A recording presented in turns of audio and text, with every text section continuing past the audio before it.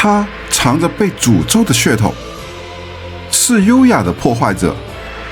它的一炮非常清爽。哟，大家好，我是 CM， 这里是解析系列。在开始之前，老规矩，先看一下影片的目录。好，咱不扯作品，不扯作者，也不管发售年代，不生硬，以轻松愉快的方式聊聊这台长得优雅、破坏力惊人的机体。先看看片頭，我哋立即開波。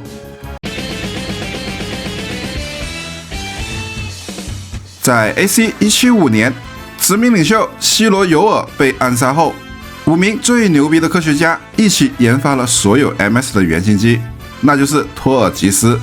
但這樣就結束了嗎？沒有，為了做到最好，他們在托爾吉斯的基礎上再次研發，設計出了終極 MS 飛翼04。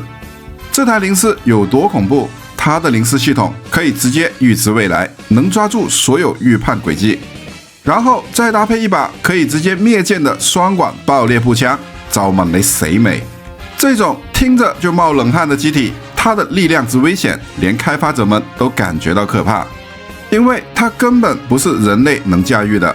就這樣，他們保留了設計圖，而04的本體也被廢棄。就在這一個前提下，時間跳到了 AC 195年，殖民地為了對抗地球圈的 OZ， 策劃了流星行動。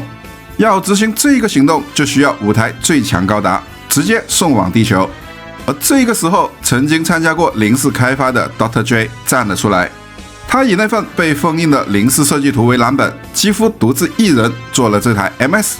對，就是今天我們的主題 XSXG01W 飛翼高達。它是04的安全化版本，為了保障駕駛員的安全以及可控性，它閹割了最危險的04系統，而且還限制了爆裂步槍的威力。所以從恐怖性來說，飛翼高達還好，雖然沒有這麼恐怖，但它還是繼承了04的優勢。高達尼姆合金給它帶來了超強防禦，鳥形態的變形機制為它帶來了超遠距離奔襲能力，再加上它本身 MS 狀態下那頂級的機動性和白刃戰能力，都足以讓它成為一台猛機。這種絕對力量，這種可控實用，兩者間達到了完美的平衡。這也成了5台高達裡它的概念最正統，綜合性能最均勻。當然，它也最容易吸引火力，動不動就拉仇恨，導致戰鬥過程中經常被逼到牆角。而它的名場面手段就是嘣自爆。好，這麼一台猛機是什麼構成的呢？接下來我們一起看看這台飛翼高達的設計。對，只是設計，本期沒有機械工學，只看亮點。當然，有些有意思的地方，可能會忍不住拿結構圖出來說一下。好，全高為 16.3 米，重為 7.1 噸，裝甲材質為高達尼姆合金。我們先看看整體，從整體結構上看，它完全走的是高度模塊化設計。由頭部、手臂、腿部、胸部、腹部、背包、飛翼噴射器7個區域組成，而它的精髓在於每個區域都能獨立運作。這也意味着當某個部位受損時，其他區域依然可以維持基本機能，也能為駕駛員爭取了撤離和反擊的時間。我們從上往下看，先是頭部，高信息、高散熱的平衡藝術。整個頭部的造型，特別是這個帥臉，跟04是非常接近的。自然，這暗示了它的頭部也繼承了04的部分高性能規格，只是部分而已。整個頭部配置的是雙攝像傳感系統，這能提供很好的立體視覺以及冗餘備份。在主攝像傳感受損時，依然有備用的方案。在額頭的上方是它的 V 字形天線，帶有高性能通訊以及偵察的機能。可以輕鬆地獲得周邊機體的屬性。在天線的兩側是它的副武火神炮，威力比較弱，以牽制為主。在臉部的兩側是巨大的空氣導管，這巨大的程度也應實了頭部的高功率運算證明。畢竟頭部聚集了影像傳感火神炮系統，運行時會產生大量的熱量。這個高效的冷卻系統在激烈戰鬥時，可以讓眼睛和大腦時刻保持冷靜。好，頭部就這麼講完了。小總結一下，飛翼高達的頭部屬於是高效的感官中樞，它那獨特的大散熱設計是維持頂級的鎖敵和瞄準能力，在高壓環境下是穩定運行的關鍵保障。好，接下來我們往兩邊看手臂。一个从格斗到射击的全能部位。这是它的肩部装甲，属于是大型装甲，带有90度旋转的机能。这是一个非常关键的机能。当变形时，肩甲90度下折，用于降低飞行阻力。当 MS 模式战斗时，肩甲展开，不但给手臂的动作让出空间，也能在防御时提供更全面的保护。在肩甲的内侧是一个辅助推进器，在前臂也有一个，两个相互配合，主要是提供额外的机动性，不但可以用于紧急转向、姿势控制，也可以搭配腿部实现无翼短跳。接下来往下看就是手腕了。飞翼高达的手腕内置了3个预备的能量包，左右一共6个，主要是给爆裂步枪使用。这能让它在不充能的情况下可以连续发射高能光束炮。在手腕的下方就是机械手掌了，这个机械手在每个触摸点上都配了指压传感器，可以感应和分析触摸物，不但在战斗中可以通过触摸感知对方的装甲薄弱处，平时使用时也可以通过触摸精准控制握力，避免损坏物件或者捏伤人。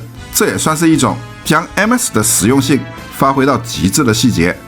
好，手臂讲完，小总结一下，这个手臂算是真正的多面性，从火力搭载、机动辅助到精密作业，基本上无所不能。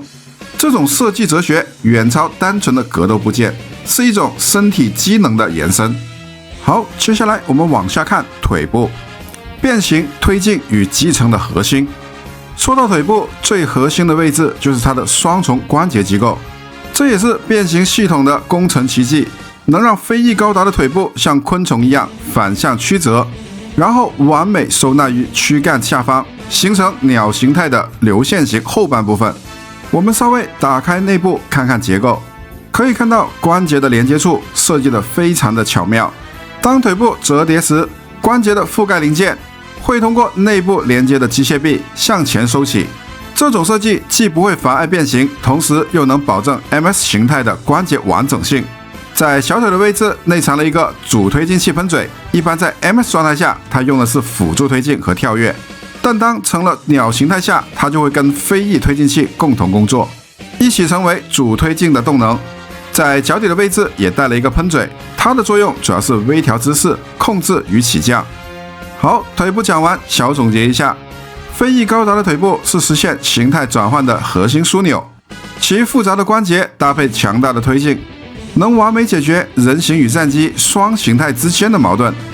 接下来我们往后看它的飞翼背包，这个背包跟机体的连接方式可以说是非常的牢固。有多牢固呢？我们再次搬出结构图，可以看到整个背包的基座又是一个大型机械臂连接，两者是相互结合的，所以可以非常的牢固。另外，背包它本身也是一个独立部件，从内部结构可以看到它的专用动力、推进器、燃料箱全都有。当变形时，这个机械臂会向腰部稍微的移动，成为鸟形态机身后半部分。在背包的两侧是它的飞翼，飞翼本身由一大一小2个组件组成，当折叠时会紧贴机身，而当展开时，它会是最大的推进状态。另外，它带有面板可调技术，所以它非常适合宇宙。虽然宇宙和大气层内流体环境完全不同，但它就是能完美的适应。好，飞翼背包讲完，小总结一下，这个飞翼背包是一个集推进、能源、机动于一身的超级系统，它的存在也是飞翼高达远程属性的根本原因。好，最后一部分身躯，信息优势结合紧凑的典范。在身躯的肩膀处是2门机关加农炮，跟头部的火神炮比起来会强一点点，但还是那句话，只要走得够近，对于欧里这类机体也可以把对方击落。在胸口的两侧的内部是它的2台反应炉，外面是它的冷却散热部件。在胸部的正中间有一个绿色透明镜面，这是它的搜索眼。另外，它还有另外一个名字，叫做多功能指示器。这是5台高达里它独有的一个机能，属于是从飞翼04那里继承过来的。它的作用是弥补头部的传感来打配合的，这能让它可以收集更多的影像和电波信息。这时候可能有人会问 ，CM 它的存在意义在哪里呢？它的意义还是挺大的。由于广泛信号和影像单靠头部其实很容易被忽略，而它的存在可以给驾驶员提供更全面的战场形势感知，这也是它情报优势的来源。在动画中也是靠它去找到核心的炸弹的位置。在搜索眼的下方就是驾驶舱了，开启时舱门向下开启，整个舱门为双层结构，分别是外部装甲舱门、内部密封舱门，这可以很好的确保了气密性和安全性。往里面走就是驾驶舱本体了，那是一个线形框架包裹，属于是圆形胶囊状，耐冲击和抗压能力极强，不过空间不大，主要是专门给希罗这种15岁少年兵设计的，成年人几乎比较难挤进去，而里面也很极简，正面和左右配置了5面的显示器，给驾驶员合成了180度的战场视野。而操作上除了2枚脚踏板外，就是2个握柄。这种操作设计的目的，主要是为了让驾驶员将所有精力都集中在战术决策上，而不是复杂的操控本身。这种设计思想是连阿姆罗都会羡慕的。另外，这个驾驶舱还有一个革命性的设计，那就是随动系统。驾驶舱整个区域会跟头部的主摄像联动，当摄像头向上下、左右转动时，整个驾驶舱也会随着头部的角度而进行转动，真的是比打电动还要过瘾，简直是无与伦比的沉浸与方向感。这样的设计主要会带来2个好处，其一，可以物理消除错觉，让驾驶员感受到重力的方向，始终与视觉方向一致，避免了在复杂机动中产生空间的迷失。其二是极致的沉浸感，可以让驾驶员感受到自己就是高达，视线所及即是身体所向，也大幅提升了反应速度还有操控直觉，做到人机一体的终极形态。好，身躯讲完，小总结一下。对于身躯来说，这是力量和智慧的结合体。独特的搜索眼提供了信息的优化，紧凑的设计则换来了极佳的机动响应性。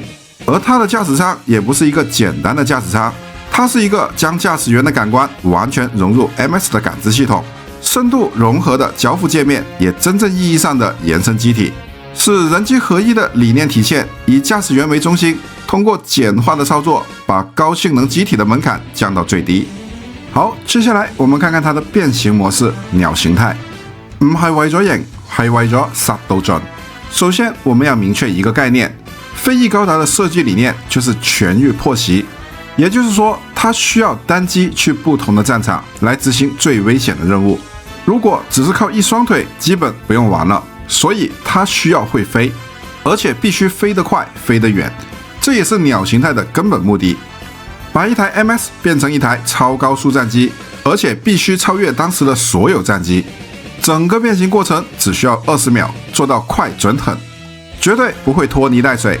先是收手收腿，手臂的钩爪会展开，作为起落架和辅助固定，而下半身，也就是我们刚刚说的腿部，会180度反转，利用独特的双关节，将大腿和小腿完美叠合，收纳入躯干，而小腿的推进口会直接敞开，背包组件会左右展开，形成机翼的部分。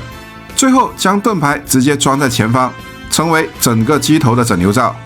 就这样，3部曲短短20秒，一台人形 MS 就会变成一台流线型的战机。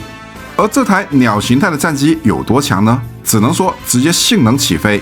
首先，速度和航程上，由于所有的推进器都集中于后方，所以都会变成加速力。按资料的说法，它完全碾压当时的所有 MS 和战机，长距离速飞简直是濕濕碎，单机突破大气层都是基本操作而已。而在领域制空方面，不管是宇宙还是天空，都是它的主场。再搭配着它的爪子，可以吊着另一台 MS 来去自如。好，鸟形态讲完，小总结一下。飞翼高达的鸟形态不是一个噱頭，而是为了流星行動而量身定做的战略级手段。它將到達戰場的本身變成一種武器，一種震懾。你未見到呢部高達，佢就已經到咗你嘅頭殼頂了。好，看完這麼一台超猛的機體，駕駛員是誰呢？接下來我們一起看看駕駛員的部分。希羅尤爾這個名字帶了2個傳奇，一個是 AC 175年被暗殺的和平領袖，另一個就是今天我們的主角，一個連名字都是代號的少年。關於他的過去可以說是血統空白，小時候就被 Dr. J 撿到，然後接受了地獄式的特工訓練。他所学的东西可不单单只是驾驶 MS， 所有的爆破、潜入、暗杀他全通，一切只为完成任务。所以在一些激战游戏中，他跟中介简直是相见恨晚。为了完成任务，他有多狠呢？不管是炸殖民地还是自爆，基本都毫不犹豫，眼睛都不眨一下，甚至包括无辜的人。他的人生就2个字：任务。直到遇到莉莉娜，当时任务过程中被莉莉娜看见，按照原本的规定必须灭口，但他没有，这也是希罗人生第一次没下手。毕竟这位心存善良的少女跟现实的残酷世界形成了极端的对比，希罗自己也不懂为什么自己会手软，这种不懂也是人性苏醒的信号。随着一场一场的战斗，希罗也开始慢慢改变。他虽然表面冷酷，动不动就是我要杀死你，但他的行为却越来越多的守护着莉莉娜的和平理念，守护着同伴，守护着一个他自己都不知道的未来。而他的名言也从任务了解变成了我绝对不会让你死，这种充满人性挣扎和决心的誓言。好，了解完驾驶员，我们一起看看希罗驾驶着飞翼高达，他的实战如何。接下来一起看看战役部分。由于 W 系列的战役比较散，我就挑了2场我个人比较喜欢的战役。首先是第一场出场战役流星行动，在 AC 195年4月7日，流星行动正式开始。这是部分殖民势力发起的反攻作战，毕竟他们很早就对地球圈统一联合的暴政很大怨气。而流星行动就是把5台高性能高达以流星的方式送往地球，其中的4台已经安全到达地球，而第5台也就是飞翼高达就在前往地球的路上被另一台搭载 MS 的运输机发现，而运输机上的正是杰克斯。对于杰克斯来说，流星行动他是早有耳闻的，而眼前的这台不明机体也感觉非常的可疑，所以必须拦截。而希罗这边他也知道自己被盯上了，为了摆脱对方，开始强行突破大气层，但因为速度太快，飞艇开始在大气层里面破裂，最后露出了飞翼高达鸟形态。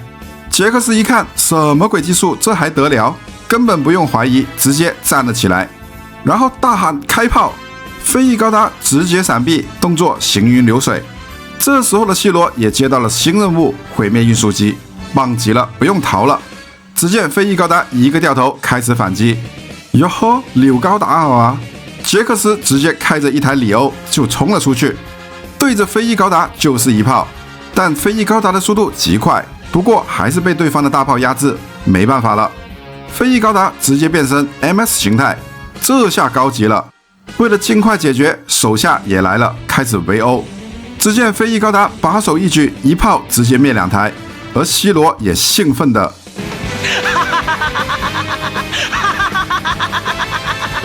杰克斯见状直接抽刀向飞翼高达砍了过去，但是被希罗格打。就在2机纠缠时，杰克斯离开驾驶舱，用里欧的机体压着飞翼高达，直接坠落深海，战役结束。好，接下来是我喜欢的第2场战役——飞翼高达自爆战役。由于 OZ 已经把地球联合的大部分基地占领，那剩下的就是5台高达的威胁了。为了高枕无忧，最简单的方式就是毁灭，而这个任务也交给了雷帝负责。由于 OZ 的新型 MS 陶拉斯也完成了，正打算运往西伯利亚，雷帝非常的肯定高达一定会来搅屎棍，那就直接借这次运输的过程给高达设个陷阱，直接毁灭。他的计划首先是把高达分开，运输部队分成2路，一空一地。果然高达上当了，死神高达、沙漠高达会拦截地面部队，而飞翼高达和重装高达会进攻空路。战役开始，先是陆地的情况，死神和沙漠刚交锋就发现被坑了，只能硬着头皮突围，而重装和飞翼也开始了行动。重装先到先打，而飞翼刚过来，正准备开炮，杰克斯驾驶的托尔吉斯直接冲了过来，然后一个快速飞升，就嘣，这性能，杰克斯兴奋了，然后对着希罗说道：“反正我们的速度，光束枪无效，我们拼刀吧。”说完，直接拿出光束军刀。好，希罗也奉陪，直接把枪一丢，直接拔刀，然后开始了格斗战。就在2人打得正欢的时候，雷帝开始搞事情了。他让宇宙要塞所有的导弹都对准了殖民地，目的就是让高达投降。杰克斯也是气，毕竟用这么卑鄙的方式，就在全员懵逼时 ，Dr. J 黑入了电脑，为了殖民地也宣布了投降。但是高达不能交出来，这时候希罗直接走出驾驶舱，眼都不眨一下，直接一句任务收到，然后启动了自爆装置，飞翼高达直接自毁，而希罗也被爆炸弹出了驾驶舱，倒在了血泊上，战役结束。好，战役讲完，接下来我们简单盘点一下它的武装部分，一个一个的来。先是防御格斗类，盾牌与光束军刀，这是一个一体整合的装备。这种设计主要是为了节省机体本身的空间和结构，而光束军刀直接收纳在盾牌的中间的位置，当使用时向内折叠，就可以把军刀取出。这让盾牌从一个被动防御装备变成了一个攻防一体的战术平台。在格斗战中，从格挡到反击，它们之间的转换可以快到极致。接下来是辅助射击类，火神炮和激光加农炮。从攻击力来看，加农炮比火神炮要稍微强一点，但也不会强太多。而它们的主要用途是维持火力的持续性。当爆裂步枪充能时，又或者子弹用完时，它就会成为主要牵制和自卫的手段。而当对付大量杂兵时，用它们扫射也是一种高效的战术。还是那句话，只要够劲，打残没有问题，而且还能避免主武的浪费。